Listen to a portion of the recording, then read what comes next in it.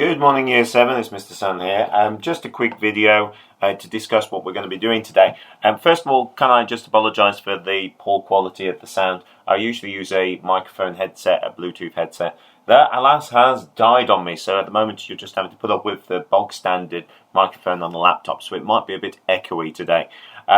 What I'd like you to do today is, or between now and sort of next week, is to actually build your bug hotels. Now, I know this might be a bit of a challenge to some people, but it's a nice fun activity that you can get you into the garden, and hopefully you can come up with something which is quite interesting with minimal amount of tools. I've got here, for example, the Build a Bug Hotel, which is on the RSPB website. There's loads of different ones out there that show you how to actually do it, and I thought this image here was a perfect example of what was really, really important. Now, I did think I could give you a task of researching into a specific insect and finding out what they actually want for their bug hotel. And maybe as part of this, you can actually look into this, because it depends what beneficial insects you actually want to include in your garden or to encourage into your garden, what you actually or how you design your bug hotels. For example, if we think about the types of things that we want for a bee. Now, a bee in itself, they are very, very interested in long, thin stems. They like to be able to crawl into sort of small pipes, if you like. And if you think about that, it's pretty obvious, really, because their nest, their hive, is going to have these sort of areas here, that sort of honeycomb. Now, you can do a little bit of research into this, because honeybees are only a small percentage of the bees that we have here in the UK. There's lots of other different types of bees out there. For example, you can have a miner bee, which actually likes to burrow into the ground. Or maybe you want a carpenter bee, which actually creates its nest out of wood. Any of these, though, and including the good old-fashioned solitary bee, where we have, and that's most of our bee population, and one of the most beneficial insects in the garden, they actually like this type of thing, just hollow stems. So bamboo canes, little round bricks with the holes through them, anything that gives them these small individual passages that they can actually come down into. So you can see this on here, and they really do like to sort of burrow inside and make their little nests. So this could be something that you may actually include in your bug hotel. Now you can see here, you've got this particular one, which is a piece of wood, and then it's had a number of holes drilled into it. So if you don't actually have any of these bamboo canes lying around, it's not a problem. Just if you've got a drill at home, and if you've got, your mum or dad or another suitable adult can supervise you, you could actually just use it to drill a series of random holes in a piece of wood and actually put it out there as your bug hotel. It can be as simple as that, just a little piece of wood with a roof tacked onto it. Now, I know that people have access to different types of materials. They have access to different types of tools. And I'd like you really to think about that. And I'm looking for you to come up with something based on your own personal circumstances. If you really want to get into this and really wanted to take it a little bit further, then maybe the bug hotel, you can really go to town with it. I mean, searching for just bug hotel ideas, you can get loads and loads of stuff online. Some fantastic images in here. Some of the stuff, as you can see, is literally just stacking it up. So you can create a bug hotel quite easily by stacking things up. Personally, I think that looks a little bit, ugly in the garden. It wouldn't be my sort of thing, and I'm sure maybe quite a few of your parents wouldn't like that one.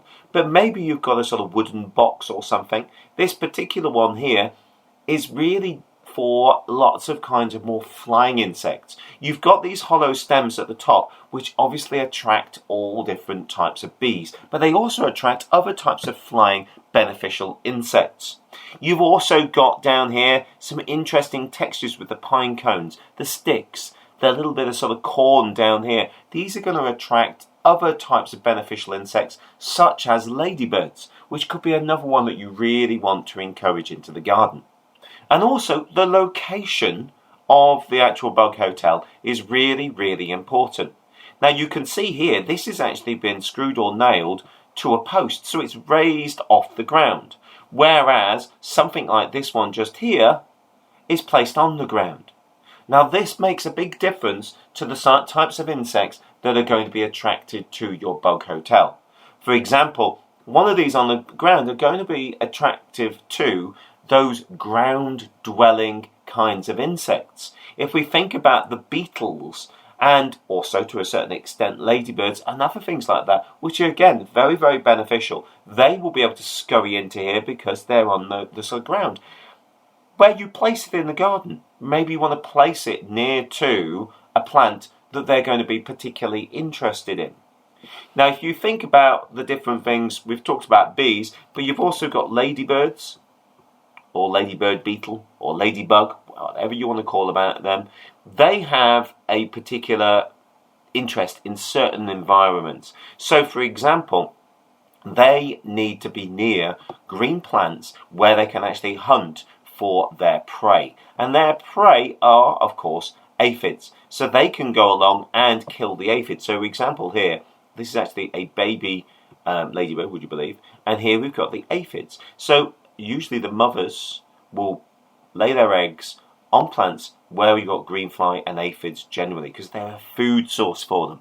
So your bug hotel is going to need to be near some sort of greenery. This particular one seems very barren. It's kind of been left out in the middle of nowhere.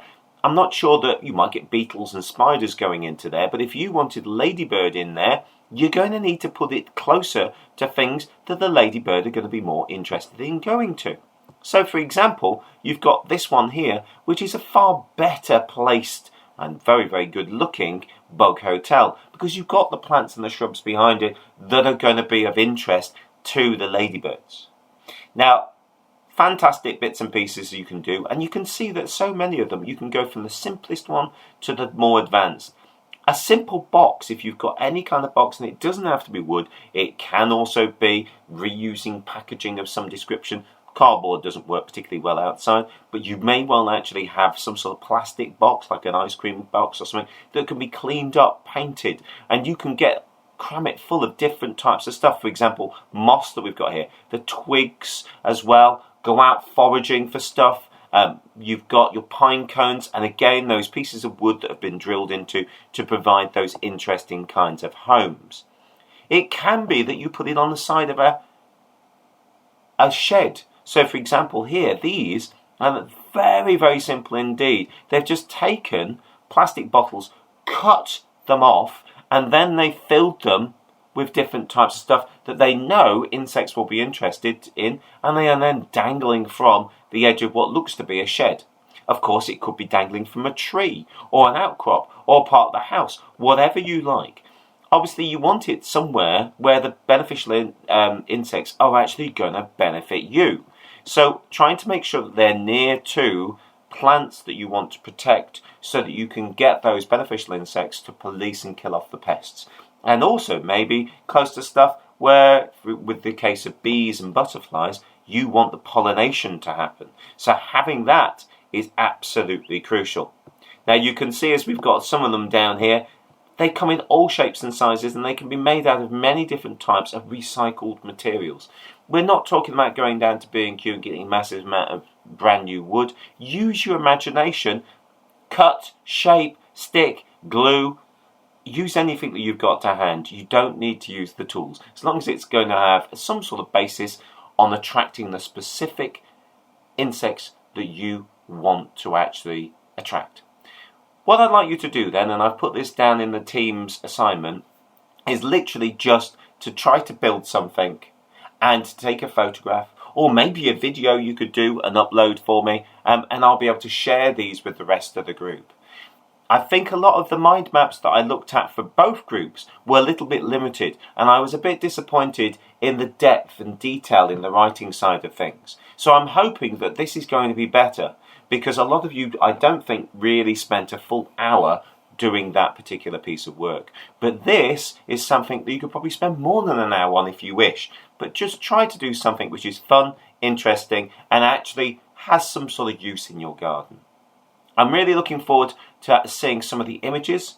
I'm going to try and make a video about these and sort of upload that so that we can talk about what people have created, because it'll be nice to be able to share your creations with each other. So I want to see what you've got. Let me see your creativity. Let's see what you've done. How have you attracted different types of bugs into your garden? What sort of designs have you come up with?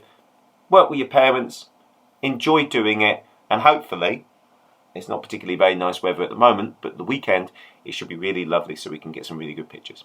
Okay then, Year 7, I look forward to hearing and seeing what you've created of these bug hotels. Speak to you soon. Take care. Goodbye.